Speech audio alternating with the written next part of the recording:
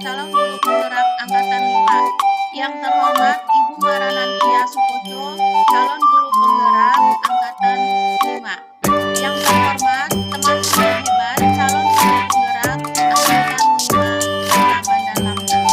Perkenankan, saya Aisyah Mardiana, calon guru penggerak Angkatan 5 Kota Bandar Lampung, akan menyelesaikan tugas modul 3.1 koneksi antar materi mengenai pengambilan keputusan berbasis nilai kebaikan sebagai pemimpin. Bagaimana filosofi Ki Hajar Dewantara dengan tahap Triloka memiliki kaitan dengan penerapan pengambilan keputusan sebagai seorang pemimpin? Menurut pandangan saya, 3 prinsip kepemimpinan Ki Hajar Dewantara, yakni Inarso Sumpurodo, Madya Mangunkarso, Tutwuri Handayani, memiliki pengaruh yang besar terhadap bagaimana sebuah keputusan diambil sebagai pemimpin pembelajaran. Oleh karena itu, guru sebagai pemimpin pembelajaran seyogyanya menerapkan pengambilan keputusan yang berpihak pada murid dengan menerapkan 4 paradigma, 3 prinsip resolusi, dan 9 langkah pengambilan keputusan dengan berpegang teguh pada prinsip atau filosofi Pratap Triloka, di mana ketiga nilai yaitu sebagai teladan, sebagai motivator, pemberi dukungan yang sejatinya harus dimiliki oleh seorang pemimpin pembelajaran, maka akan memberikan dasar yang baik dalam pengambilan keputusan. Nilai-nilai tersebut yang ada dalam pemimpin pembelajaran akan mampu menghasilkan pengambilan keputusan yang tepat, bertanggung jawab, dan berpihak pada kepentingan murid. Lalu, bagaimana nilai-nilai yang tertanam dalam diri kita berpengaruh kepada prinsip-prinsip yang kita ambil dalam pengambilan suatu keputusan? Menurut pandangan saya, nilai-nilai yang tertanam dalam diri seorang murid tentunya adalah nilai kebaikan, kejujuran, tanggung jawab, disiplin, toleransi, gotong royong, dan nilai kebajikan lainnya. Nilai tersebut adalah nilai yang paling kita hargai dalam hidup dan sangat berpengaruh pada pembentukan karakter dan perilaku dan membimbing dalam kita mengambil sebuah keputusan. Sebagai guru penggerak, tentunya ada beberapa nilai yang harus dipegang seperti mandiri, kreatif, kolaboratif, inovatif, dan berpihak pada murid.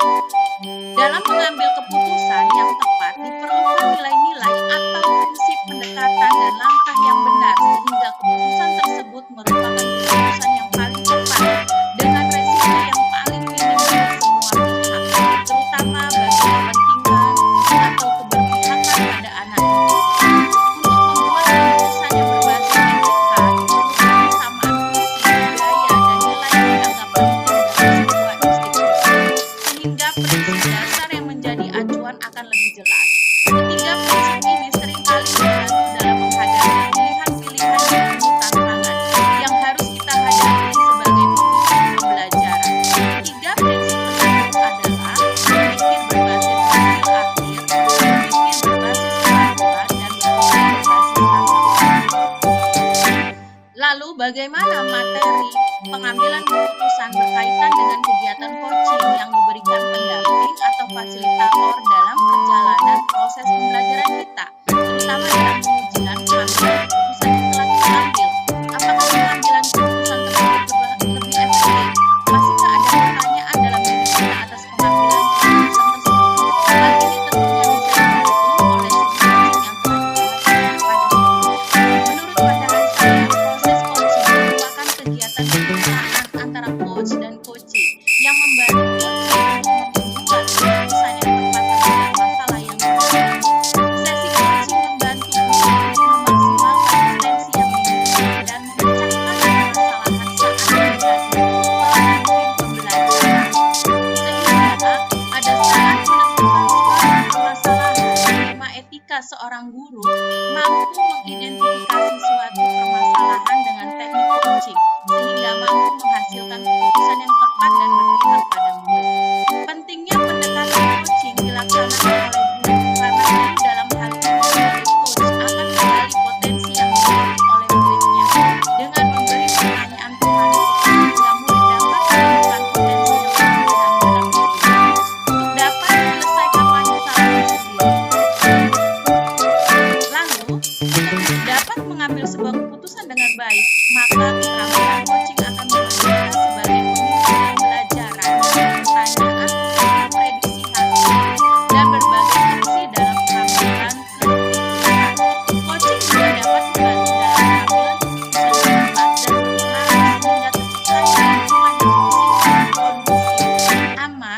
dan nyaman. Dengan demikian akan berpengaruh bagi peserta didik dalam proses pembelajaran.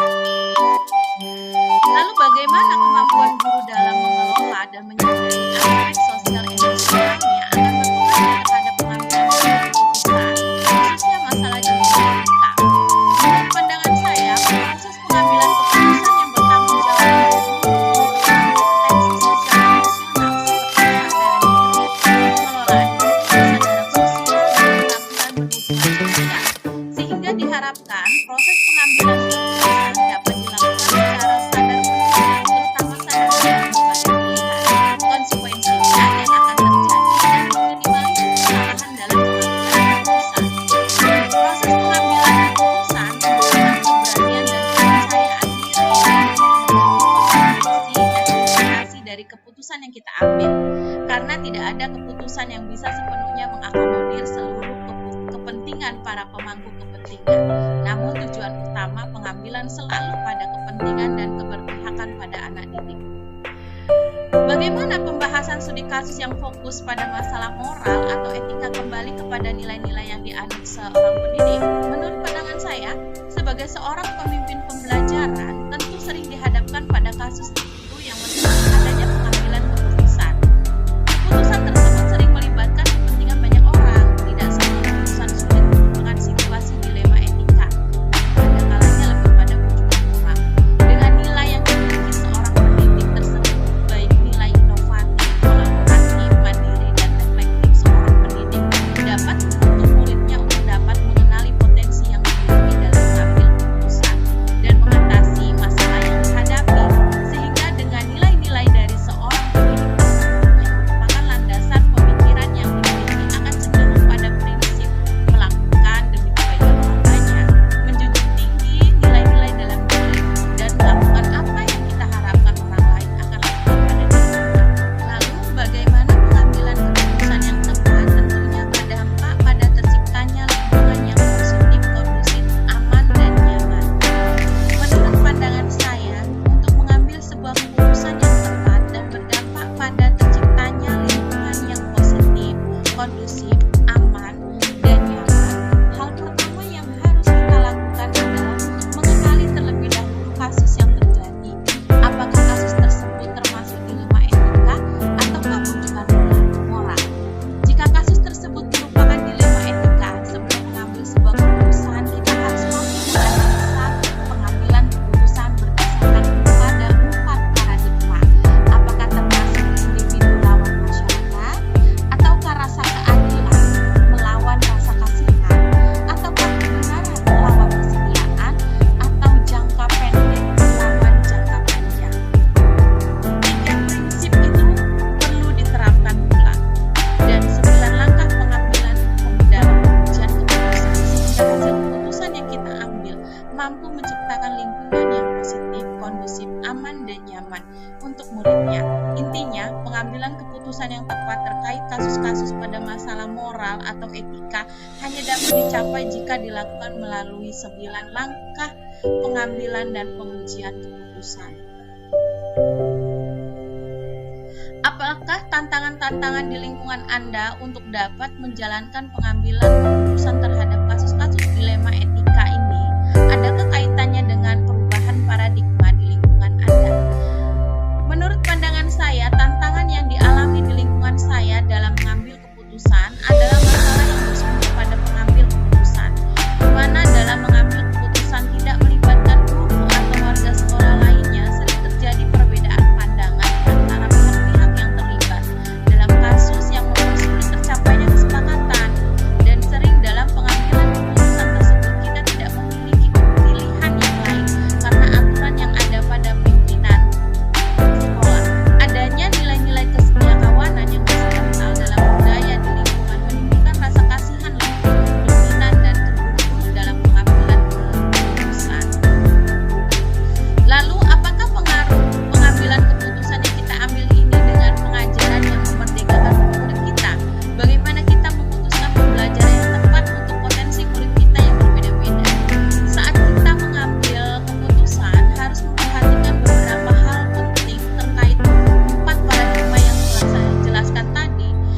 prinsip dan 9 langkah pengambilan dan pengujian keputusan, maka keputusan yang kita ambil akan berdampak baik pada murid. Karena pada dasarnya tujuan pembelajaran adalah dapat memberikan keselamatan dan kebahagiaan pada murid.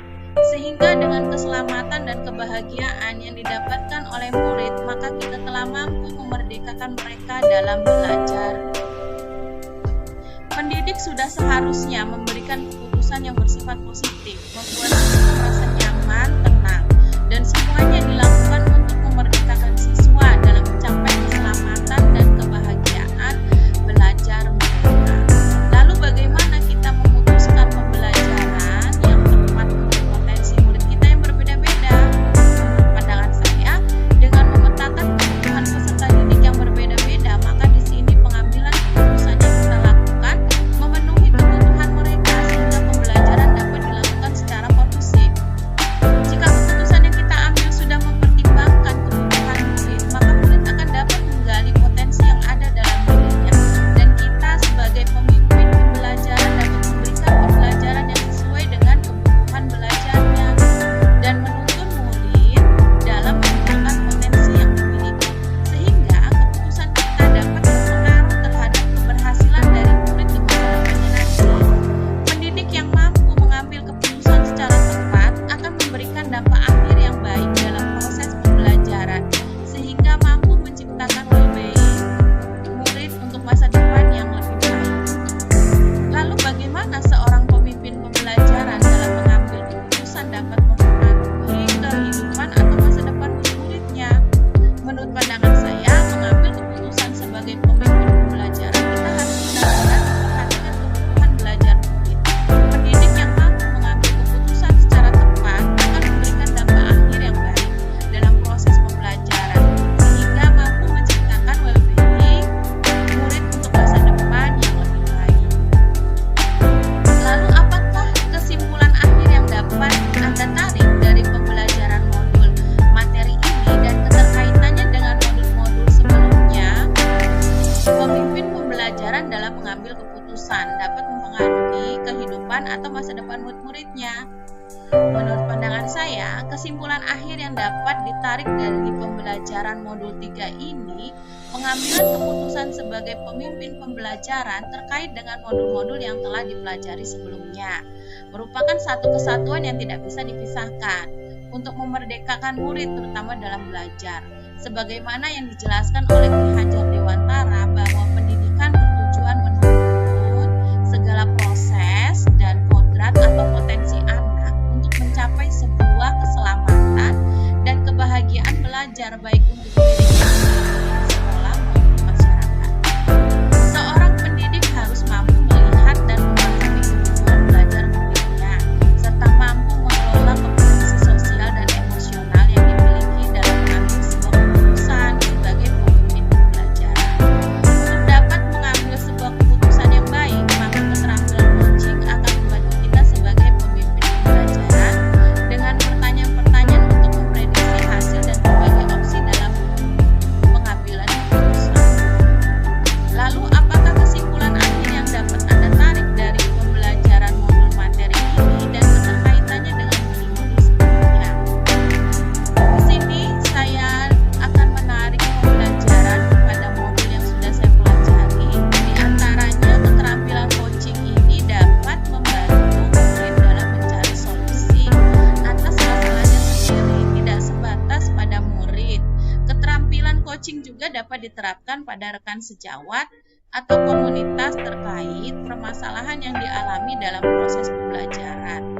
Selain itu, diperlukan kompetensi kesadaran diri, pengelolaan diri, kesadaran sosial, dan keterampilan berhubungan sosial untuk mengambil keputusan, dan proses pengambilan keputusan juga diharapkan dapat dilakukan secara sadar penuh, sadar dengan berbagai pilihan dan konsekuensi yang ada. Lalu sejauh mana pemahaman saya di sini tentang konsep-konsep yang telah saya pelajari di modul ini, yaitu dilema etika dan rujukan moral, 4 paradigma dan 9 pengambilan keputusan, serta 3 prinsip pengambilan keputusan. Adakah hal-hal yang menurut Anda di luar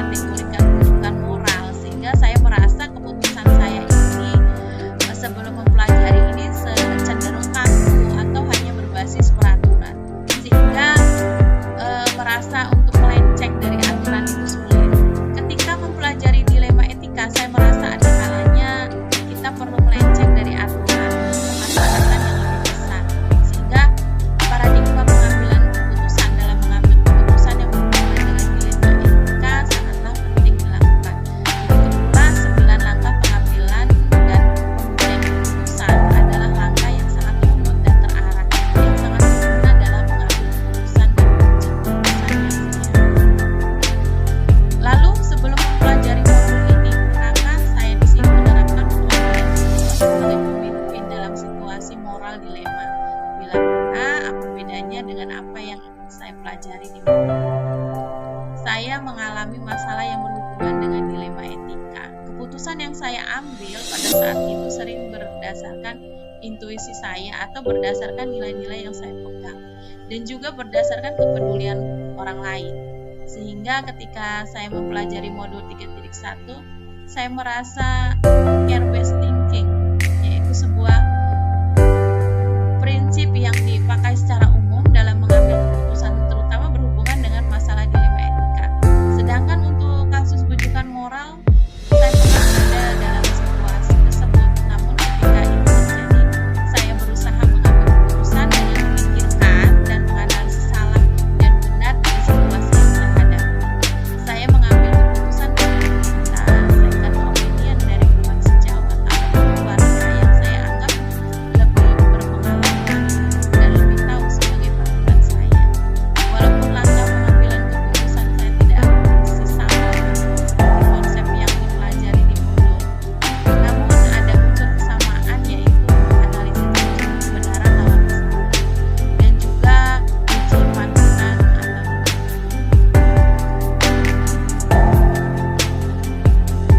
Lalu bagaimana dampak mempelajari konsep ini sehingga membuat perubahan yang terjadi pada cara mengambil keputusan sebelum dan sesudah mengikuti pembelajaran ini? Saya merasa lebih percaya diri dalam mengambil keputusan, terutama sebagai pemimpin pembelajaran. Saya lebih confident karena bisa memastikan keputusan yang saya ambil tepat atau efektif karena sudah melalui proses pengujian keputusan yang terdiri dari 9 langkah tersebut. Walaupun juga harus tetap belajar dan sharing kepada teman sejawat sudah berpengalaman untuk memastikan apakah keputusan saya itu sesuai atau saya tersesat. Jadi saya mesti berkolaborasi selalu. Lalu bagaimana pentingnya mempelajari topik ini sebagai seorang individu dan juga sebagai seorang pemimpin? Menurut saya pengambilan keputusan ini ya sangat penting bagi saya, sehingga saya bisa mengambil keputusan yang tepat dan efektif, serta tidak sembarangan atau gegabah dalam mengambil keputusan, baik sebagai individu maupun sebagai pemimpin pembelajaran di sekolah. Sebelum saya mendapat pengetahuan tentang pengambilan keputusan ini, saya merasa bahwa banyak keputusan yang saya buat ini tidak sesuai alur pemikiran yang jelas, jadi tidak terstruktur. Namun setelah mempelajari modul 3.1 ini, mengenal bagaimana prinsip-prinsip dalam mengambil keputusan yang tepat, pola pengambilan keputusan, serta membedakan antara dilema etika dan rujukan moral, serta 9 langkah pengambilan keputusan, membuat semakin mantap dan lebih percaya diri untuk bisa mengambil keputusan yang tepat dan bijaksana sehingga berdampak bagi kemaslahatan orang banyak. Walaupun saya harus lebih banyak lagi berlatih dan terus belajar untuk mengasah kemampuan dalam mengambil keputusan, sekaligus menerapkan ilmu yang sudah saya peroleh, tapi saya sangat bersyukur bisa mendapatkan pengetahuan bagaimana orang-orang hebat mengambil keputusan yang tepat. Demikianlah tugas modul 3.1 koneksi antar materi. Saya mohon umpan baliknya dari Bapak Ibu hebat calon guru penggerak angkatan 5 Kota Bandar Lampung. Saya akhiri. Wabillahi taufiq wal hidayah. Wassalamualaikum warahmatullahi wabarakatuh.